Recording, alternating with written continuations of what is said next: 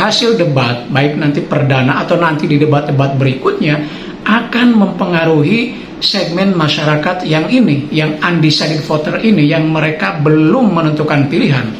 Ya.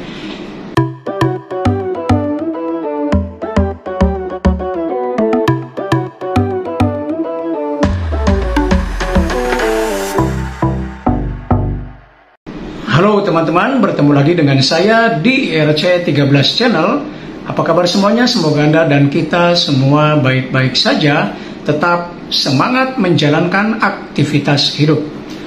Teman-teman sekalian, kembali di video ini saya menyajikan The Current Issue Corner atau pojok isu-isu terkini. Dan untuk isu kali ini, mari kita membahas tentang debat Capres tadi malam yang merupakan debat perdana ya. Terlepas dari format debat yang kurang lebih sama dengan Pilpres tahun lalu yang menonjol seremonialnya ya, terasa kaku, lebih formalistis gitu ya dan sebagainya. Tetapi menurut saya ada hal yang menarik untuk kita bahas pada debat kali ini, terutama pada hasilnya. Nah, pembahasan saya akan berawal dari sebuah pertanyaan, apakah sebenarnya debat itu berpengaruh terhadap pilihan politik rakyat ataukah tidak? Nah, terlepas dari penampilan dari masing-masing capres 1, 2, 3, misalnya mana yang lebih unggul dan seterusnya, karena di kalangan para pendukung ya selalu saja yang unggul adalah capres yang didukungnya. Tapi kalau kita melihatnya dari aspek teori misalnya tentang retorika, ya tampak terlihat misalnya dari aspek logos, argumentasi, ya data fakta, paslon atau capres nomor 1 tampak sangat bagus ya, unggul, kemudian 3 dan 2 ya. Nah, tetapi kembali ke pertanyaan tadi, apakah hasil debat ini mempengaruhi pilihan rakyat atau tidak? Nah, kalau kita misalnya bandingkan dengan debat capres di Amerika Serikat lah sebagai patokan ya, jelas pengaruhnya sangat kuat. Mengapa? Karena kalau di Amerika, pemilihnya itu mayoritas atau sebagian besar adalah pemilih yang rasional. Pemilih rasional itu adalah pemilih yang mempertimbangkan calon dari sisi kapasitas politiknya, rekam jejaknya, program-program kerjanya, gagasan, solusi dan lain sebagainya, sehingga pertimbangan logika itu banyak digunakan. Karena itu debat sangat berpengaruh di Amerika.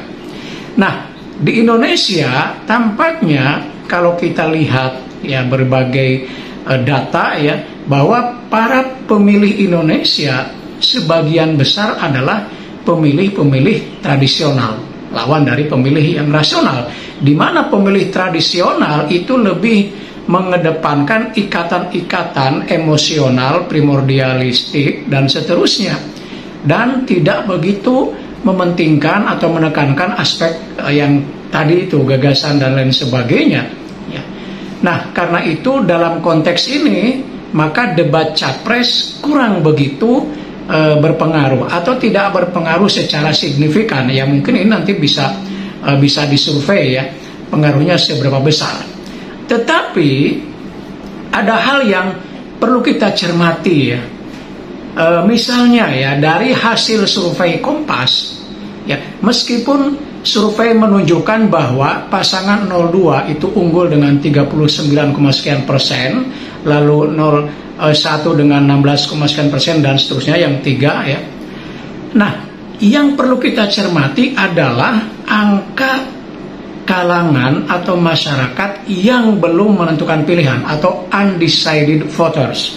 Jadi pemilih yang belum menentukan pilihan, dan itu angkanya besar, 28,7%. Nah, ini diperlihatkan oleh hasil survei Kompas ya, 28,7% itu angka undecided voter. Artinya mereka belum menentukan pilihan. Kenapa belum menentukan pilihan? Biasanya mereka masih ragu atau bimbang, ya mempertimbangkan ini dan itu dan lain sebagainya. Waktu pemilihan tinggal 2 bulan lagi, nah mereka masih terus mempertimbangkan. Makanya ketika disurvei mereka belum menentukan pilihan. Ini artinya ada jeda waktu yang cukup lama ya, 2 bulan, untuk mereka betul-betul memilih, mempertimbangkan mana yang akan mereka pilih pada hari H nanti. Ya. Nah, undecided voter ini dengan angka yang 28,7% jelas sangat menentukan. Ya. Ini kan melebihi dari survei yang pasangan 01 dan 03 ya. 28 misalnya 01 16 kan selisihnya jauh. Artinya undecided voter ini akan sangat menentukan. Nah, apa kaitannya dengan debat? Nah, saya melihat bahwa debat ini atau hasil debat baik nanti perdana atau nanti di debat-debat berikutnya akan mempengaruhi segmen masyarakat yang ini, yang undecided voter ini, yang mereka belum menentukan pilihan. Ya. Maka mereka dalam pertimbangannya ke depan, salah satu hal yang akan dijadikan pertimbangan adalah debat ini. Ya, melihat bagaimana seorang calon menguasai persoalan, memberikan solusi, tampil dengan dengan performa yang baik itu dan seterusnya. Itu akan dijadikan salah satu pertimbangan ya. Jadi meskipun katakanlah pemilih Indonesia masih tradisional ya, bukan rasional, tetapi kalau kita melihat data ini gitu ya, undecided voter, maka peluang debat untuk berpengaruh terhadap pilihan politik rakyat itu sangat besar. Tentu nanti akan ada survei ya, mungkin lembaga-lembaga survei akan melakukan survei elektabilitas pasca debat gitu ya. Nah, kita akan lihat. Tetapi untuk undecided voter ini mereka kan akan terus menunggu, bahkan mereka itu bisa sampai hari H, menjelang hari H, 1 hari sebelumnya masih bisa jadi masih terus menentukan pilihan sampai hari H kemudian baru dapat pilihan. Karena itu sekali lagi bahwa bagi kalangan undecided voter, mereka yang belum menentukan pilihan, pengaruh debat ini akan sangat terasa. Demikian, mudah-mudahan ada manfaatnya. Sampai bertemu kembali di video berikutnya. Tetap semangat.